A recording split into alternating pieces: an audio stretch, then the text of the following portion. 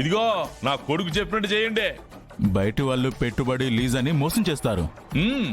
ఇంత పురుగుంటే పంట తీసుకోరు, లీజ్ని వెంటనే రద్దు చేస్తారు. ఆ తర్వాత మీరందరూ రోడ్డు మీద పడతారు.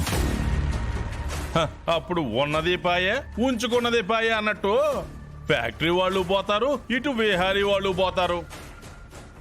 అది తట్టుకోలేక ఊళ్ళో ఎంతమంది పోతారో. మీరు సరే అంటే మీ పొలాల్లో మేము తీసుకొచ్చిన మందు కొట్టిస్తాను. రేపు ఆనకాలు అట్నయ్యా పదా. ఆగండి ఆగండి,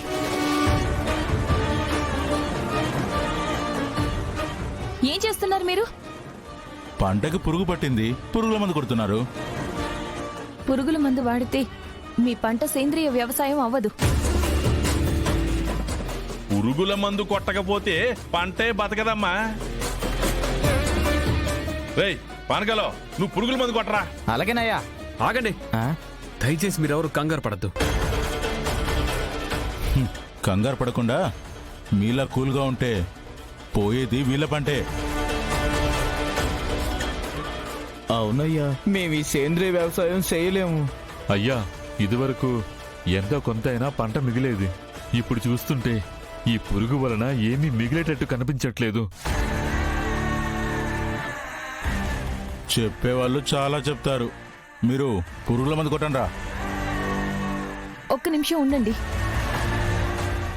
ఎందుకమ్మా టైం వేస్ట్? మీ పొలంలో ఆ పురుగులు పోవాలి, అంతే కదా?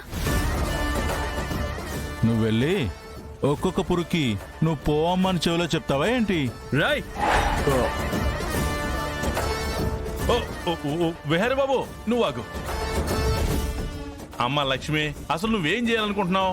ఒక్క నిమిషం. సేంద్రియ పద్ధతిలో పురుగుల్ని నేను పోగొడతాను.